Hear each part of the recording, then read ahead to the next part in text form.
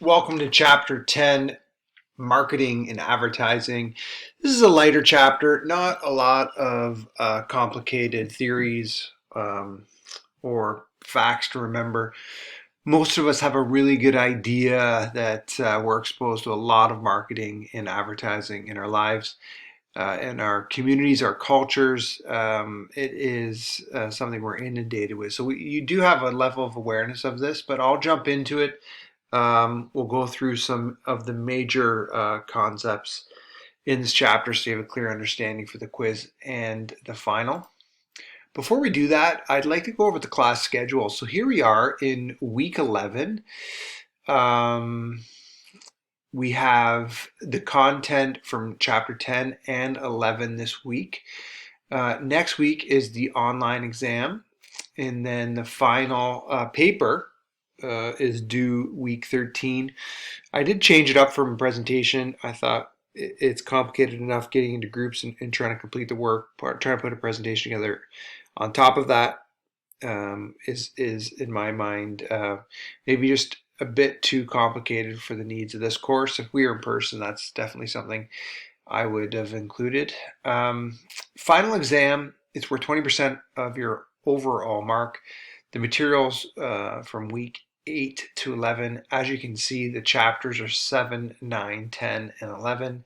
It will open on the 12th of April at 8 a.m. and it will close on the 16th of April at 10 a.m.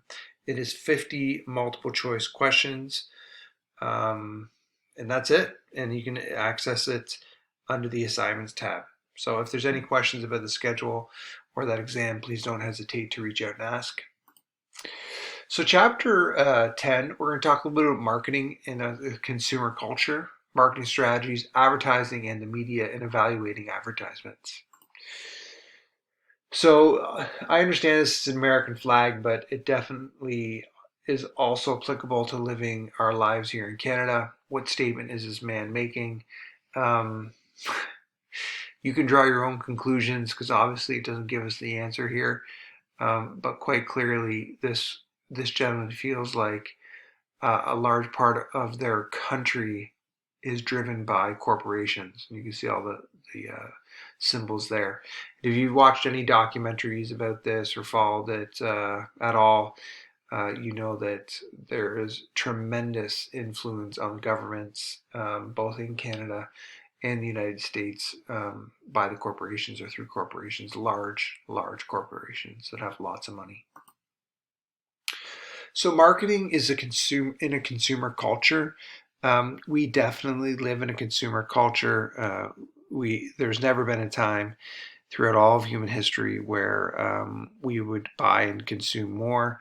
It was like 90% of people admit to buying things they don't need. And again, I know this isn't surprising. I know I have done it. I'm sure you've done it multiple times where we go out and we purchase things that we don't necessarily need. So marketing as a product or service is an essential component of doing business in a consumer culture like the United States or Canada. A business's success depends on its ability to determine what customers want, of course, and then provide it at a reasonable cost. And to be competitive, you must implement effective marketing and advertising strategies.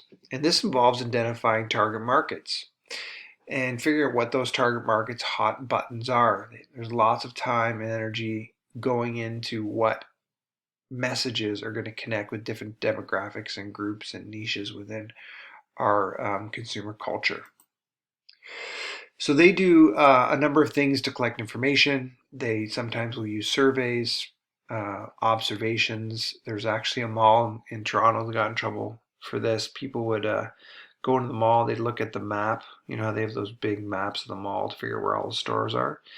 And then the cameras throughout the store would track people from that initial interaction with the map, and they ended up getting caught and had to stop it. But they were using observation. They were tracking people and watching where they're going, how long they were staying in stores, and the rest of it. And then the next one is experimentation. and it measures the cause-effect relationships between product purchases and services and selected variables such as packaging, logo, price. There's millions of dollars that goes into where they place things on shelves, what rewards they give people when they buy things, what incentives motivate people to purchase more. So there's a lot of experimentation as well.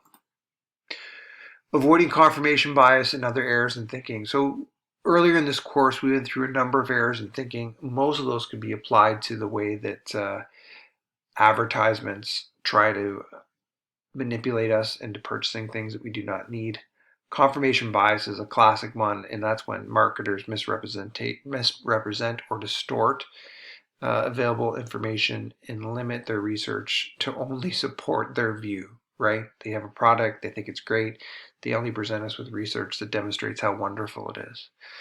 Escalation of commitment or loss of aversion occurs when a business continues to pursue an erroneous course of action in a marketing product instead of changing course or cutting their losses. And there's lots of examples of organizations that try to do this. They just kind of held on and kept on spending money. Blockbuster comes to mind. The video store, when videos came out and streaming came out, they held on for a long time, trying to make the business work, even though it was pretty clear that that wasn't going to happen. A doom loop is when people market and present a product in a culture that didn't work. And this was a Japanese car.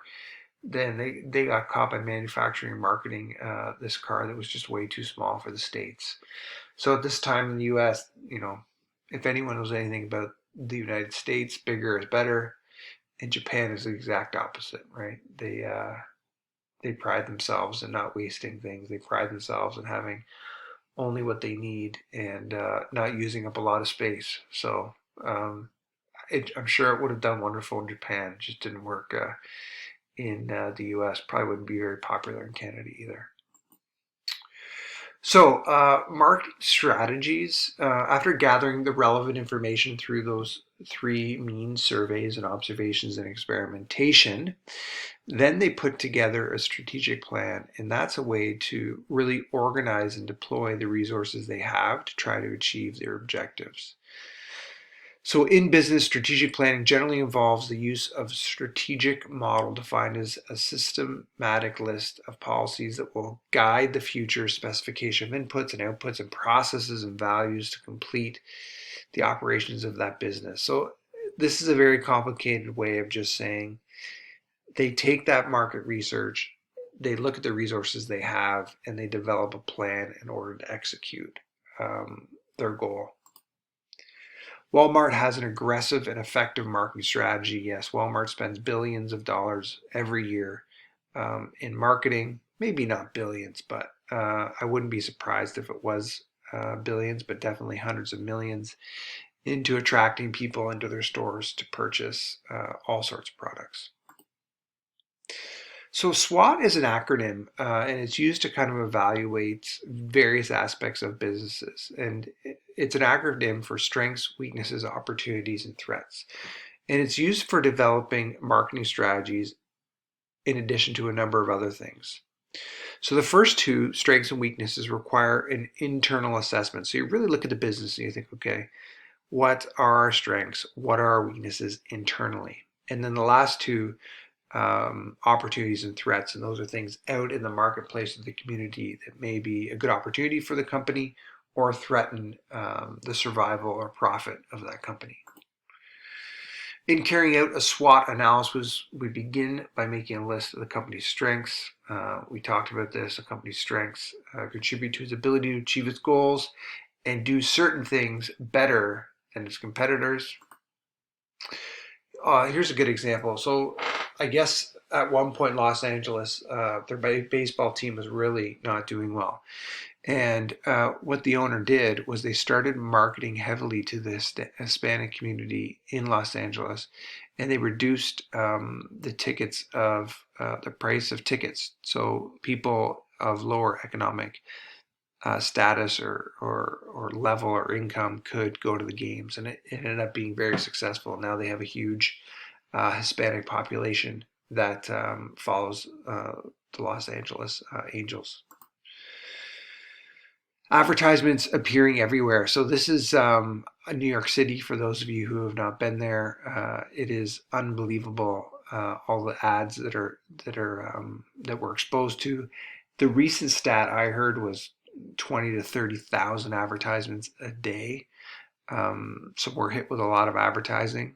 It's interesting. In Brazil, they made outdoor advertising illegal. So they said it was visual pollution, and you won't see any in Sao Paulo. You won't see billboards or taxis or buses or garbage cans or whatever else they wrap with ads. So that's interesting. Some people or some cultures have kind of taken a stand and saying that you should be able to walk around without being inundated with ads all the time.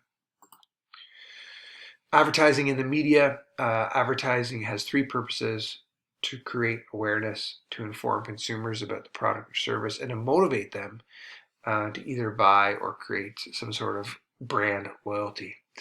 The ultimate aim of advertising is to make money. If you didn't know that, surprise, surprise, it is not to advance or tell the truth. Most advertising reaches us through mass media and the internet now. That's where most of us are getting hit with ads all the time. Have you ever changed product loyalty as a result of an ad campaign? It's something to think about. Another thing to think about, I forgot to mention on this slide, which I found very interesting, is if you're on any social media apps and they don't charge you anything, there's a reason for that. And the reason is because you're being marketed to through that app, and they're paying for your attention.